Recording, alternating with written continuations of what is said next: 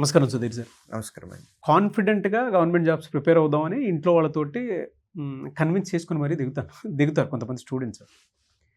కానీ కొద్ది రోజులు ఆగిన తర్వాత అది ఏ విధంగా అవుతుందో నాకు జాబ్ రాదేమో అన్న భావనలోకి వెళ్ళిపోయి, ఆ కాన్ఫిడెన్స్ లెవెల్స్ అంతా దెబ్బతినేసి ఎగ్జామ్ అటెంప్ట్ చేయాలంటే షివరొచ్చేటువంటి పరిస్థితి. దీన్ని ఎలా హ్యాండిల్ చేయాలి? ఎందుకంటే క్లాస్ రూమ్‌లో జనాభాను చూసినా, అమ్మో! ఇక్కడ నేనసలు నిలబడగలుగుతానా? అన్న ఫియర్ ఒకటి ఉంది. అట్ ద సేమ్ టైమ్ ఎప్పుడైతే అప్లై చేసినటువంటి వాళ్ళు ఎంతమందున్నారు అనేటువంటి కాలిక్యులేషన్ తెలిసినప్పుడు కూడా వీక్ అయిపోతున్నాం. సో, దాన్ని ఎలా హ్యాండిల్ చేయాలి? ఎలా ఓవర్‌కమ్ అవ్వాలి అసలు దాన్ని? ఓకే. నాగరాజు గారు ఇదే ఫీలింగు ఒక్కసారి పాస్ట్‌కి వెళ్ళండి. 5, 6 సంవత్సరాల బ్యాక్‌కి వెళ్ళి అక్కడి నుంచి మొదలుపెట్టండి. 6 సంవత్సరాల క్రితం 10థ్ క్లాస్ ఎగ్జామ్ రాశారు మీరు. 10థ్ క్లాస్ ఎగ్జామ్ కూడా స్టేట్ లెవెల్‌లో ఉన్న మీ ఏజ్ గ్రూప్‌లో ఉన్న అందరూ రాసినటువంటి ఎగ్జామ్.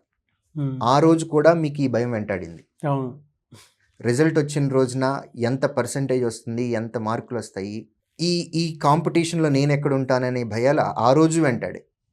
సక్సెస్‌ఫుల్‌గా దాటి బయటకొచ్చాం. ఇంటర్మీడియేట్‌లో కూడా అదే జరిగింది. గ్రాడ్యుయేషన్‌లో కూడా అదే జరిగింది. సో, ఇది కామన్. కాంపిటీషన్ అనేది మనం ఒక టెస్ట్ రాయటం అనేది, ఆ టెస్ట్‌లో మనం పాస్ అవ్వటమా? ఫెయిల్ అవ్వటమా? అనే ఈ ఛాన్స్ అనేది 6 సంవత్సరాల క్రితం నుంచి మనల్ని వెంటాడుతూనే ఉంది. ఇప్పుడు గ్రాడ్యుయేషన్ పూర్తి చేసి కాంపిటీటివ్ ఎగ్జామ్‌కి వచ్చాము అనంటే ఆ ఫేజెస్ అన్నీ సక్సెస్‌ఫుల్‌గానే కంప్లీట్ చేసొచ్చాం. Tension guarantee. No doubt. But అయన్నీ సక్సెస్‌ఫుల్‌గా మనం ఓవర్‌కమ్ చేసి వచ్చాము అన్న కాన్ఫిడెన్స్ మీలో ఉంచుకోండి. ఫస్ట్ ఆఫ్ ఆల్ ఇది చాలా ఇంపార్టెంట్. లైఫ్ అనేది ప్రతిరోజు టెస్టేనండి. అవును. ప్రతిరోజు టెస్ట్. కొన్ని మనకి రిటర్న్‌గా మార్కుల రూపంలో వస్తాయి. కొన్ని పాయింట్ల రూపంలో వస్తాయి. కొంత ఒపీనియన్ రూపంలో వస్తది. సో, ప్రతిరోజు పరీక్షే మనకి. కాబట్టి ఆల్రెడీ మనం అన్నీ దాటుకొని వచ్చాం కాబట్టి ఫస్ట్ ఆఫ్ ఆల్ ఆ కాన్ఫిడెన్స్ ఉంచుకోండి. రెండో పాయింట్, ఒక మనిషి చేయగలుగుతున్నాడు అనంటే అదే పని ఖచ్చితంగా మనం కూడా చేయగలం. ఆ మనిషికున్న నాలెడ్జ్ ఏంటో అది గనక మనం కాపీ చేసి మనలో ఇన్హెరిట్ చేసుకుంటే, మనం నేర్చుకుంటే ఆ మనిషి చేసిన పని ఖచ్చితంగా మనం కూడా చేయగలం. No doubt about it.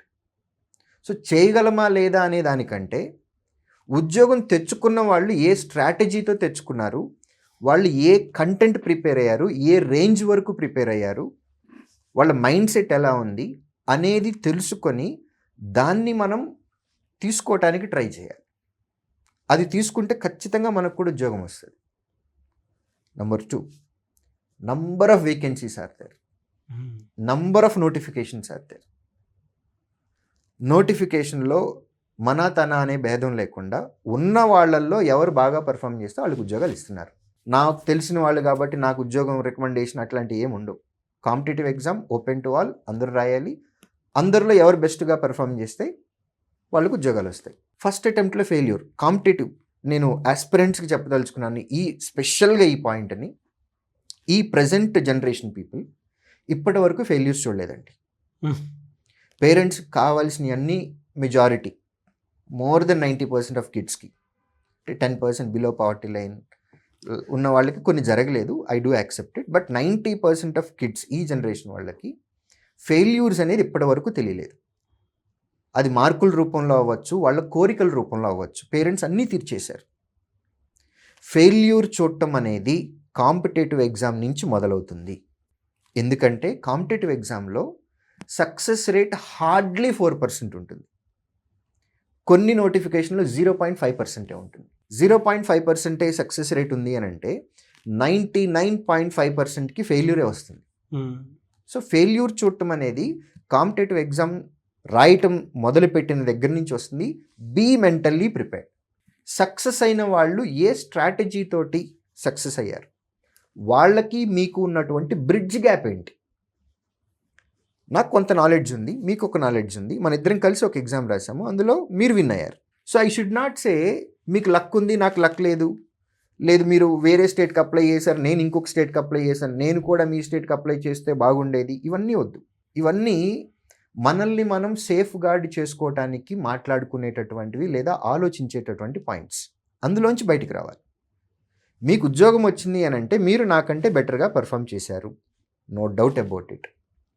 ఆ బెటర్ ఏంటి, నన్ను దాటి మీరు ముందుకెళ్ళారు అని అంటే మీరు ఏ స్కిల్ సెట్ తోటి వెళ్ళారు, మన ఇద్దరికి ఒక బ్రిడ్జ్ గ్యాప్ ఉంది, దాన్ని కనుక నేను ఫిల్ చేసుకొని నెక్స్ట్ నోటిఫికేషన్కి వెళ్ళాను అని అనుకోండి, ఖచ్చితంగా జాబ్ నాదే. So skill set is important, strategy is important. ఉద్యోగం వచ్చిన వాళ్ళు ఏ స్కిల్ సెట్తో తెచ్చుకుంటున్నారు, ఏ స్ట్రాటజీతో తెచ్చుకుంటున్నారు.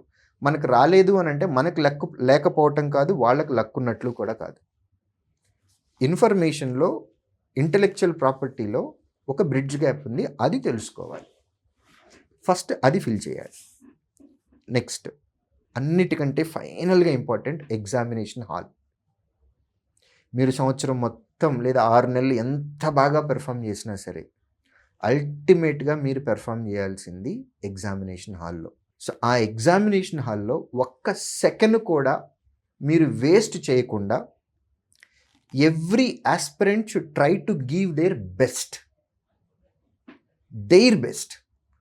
ఎలాంటి బెస్ట్ అంటే ఎగ్జామ్ హాల్లోంచి బయటకు వచ్చిన తర్వాత నేను ఇవాళ నా బెస్ట్ ఇచ్చాను, నేను ఒక్క సెకండ్ కూడా వేస్ట్ చేయలేదు, నాకు ఇచ్చినటువంటి టైంని నేను పర్ఫెక్ట్గా వాడాను అనే కాన్ఫిడెన్స్ తోటి బయటకు వచ్చారు అని అనుకోండి నాగరాజు గారు, ఉద్యోగం వచ్చిందా ఉద్యోగం రాలేదా డజంట్ మ్యాటర్, ఆ కాన్ఫిడెన్స్ ఉంటుంది.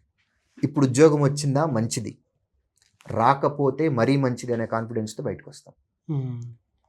దీనికి కూడా నేను ఆన్సర్ చెప్తాను.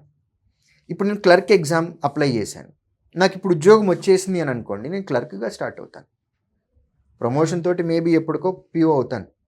క్లర్క్ రాలేదు అని అనుకోండి, నేను నెక్స్ట్ నోటిఫికేషన్కి అప్లై చేసే గ్యాప్లో నన్ను నేను ఇంప్రూవ్ చేసుకొని నేను పిఓ నోటిఫికేషన్కి అప్లై చేస్తున్నాను. నాకు పిఓ వచ్చింది అనుకోండి, మరీ మంచిది కదా. కాబట్టి ఇప్పుడు ఉద్యోగం వస్తే మంచిది, రాకపోతే మరీ మంచిది అనే థాట్ ప్రాసెస్ అనేది స్టార్ట్ అయిపోతుంది ప్రతి ఆస్పిరెంట్కి. ఎప్పుడు అనంటే నేను ఎగ్జామినేషన్కి కావాల్సినటువంటి కంటెంట్ మొత్తం నేర్చుకున్నాను, నాకు ఎగ్జామినేషన్ హాల్లో నాకు ఇచ్చినటువంటి టైంలో ఒక్క సెకండ్ కూడా నేను మిస్యూజ్ చేయలేదు, ప్రతి సెకండ్ని నేను వాడుకున్నాను, నేను ఇవాళ ఎగ్జామ్లో నా బెస్ట్ ఇచ్చొచ్చాను అని ఏ మనిషి కనిపించినా సరే రిజల్ట్ తోటి సంబంధం లేదు, 99.99% వాళ్ళకి సక్సెస్ వచ్చేస్తుంది. సో దానికి తగ్గట్టుగా ప్రిపేర్ అయ్యి మనం వెళ్ళాలి. ఒక్కటే మైండ్లో పెట్టుకోండి, ఇవాళ ఎగ్జామ్లో నేను ఇన్ని తెచ్చేసుకోవాలి, నాకు ఈ నోటిఫికేషన్లో కంపల్సరీగా ఉద్యోగం రావాలి, ఇవన్నీ వద్దు. ఒక్కటే single point agenda, when you are going to write exam in examination hall, in today's exam, ఇవాళ ఎగ్జామ్లో నేను నా బెస్ట్ ఇచ్చి బయటికి రావాలి, నేను ఒక్క సెకండ్ కూడా వేస్ట్ చేయకూడదు. ఇది ఒక్క పాయింటే పెట్టుకొని వెళ్ళిరండి ఎగ్జామ్.